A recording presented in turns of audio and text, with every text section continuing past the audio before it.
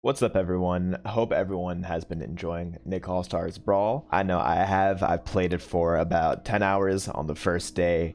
Really enjoying it. I'm maining Leonardo because, well, you guys know why. But yeah, I wanted to make a video today about the concept of patches or buffs and nerfs of characters.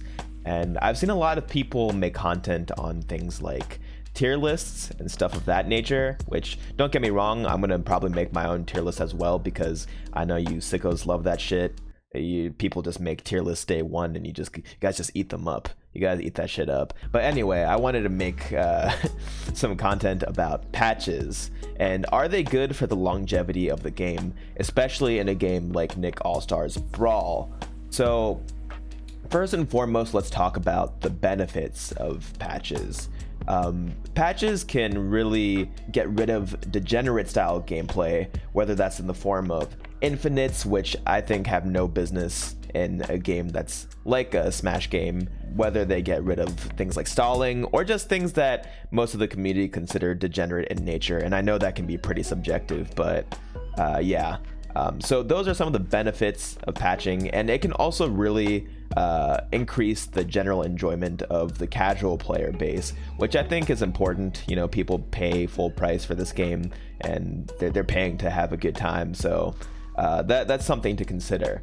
But some of the cons of patching, my main issue is that it really limits creativity. And what I mean by that is I think that games that are like Smash, where they're very free form in their movement, I think when you're addressed with a problem, you have to be very solution oriented in order to solve those problems. And I think that games with the freedom like Smash, they force you to be more creative about the problems you face. And by patching away those problems and characters, like, just let's say that CatDog is just destroying you with like his like giant fist up air or whatever that thing is, should that be patched immediately, or is there some counterplay around that?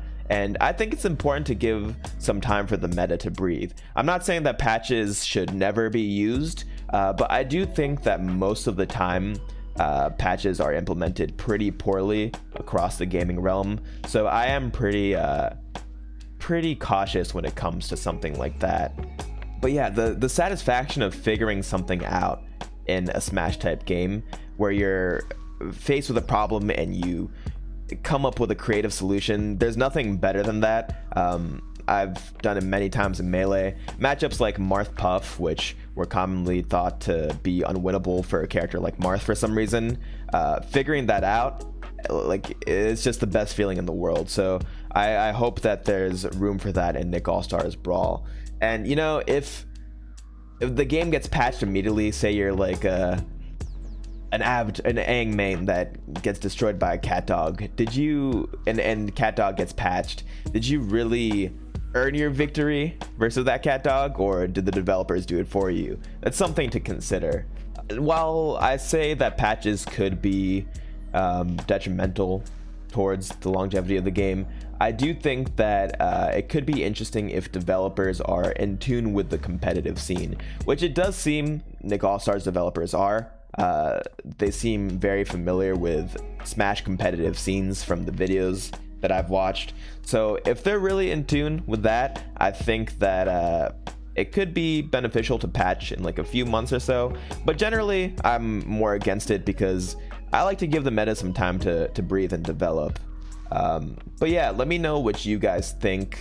Do you think that patches should exist? Do characters need to get buffed or nerfed? Let me know in the comments below. And yeah, please remember to subscribe to the channel. It really helps me out. I'm planning on making a lot more Nick All-Stars Brawl content. So yeah, make sure to stay tuned for that. Peace out, guys.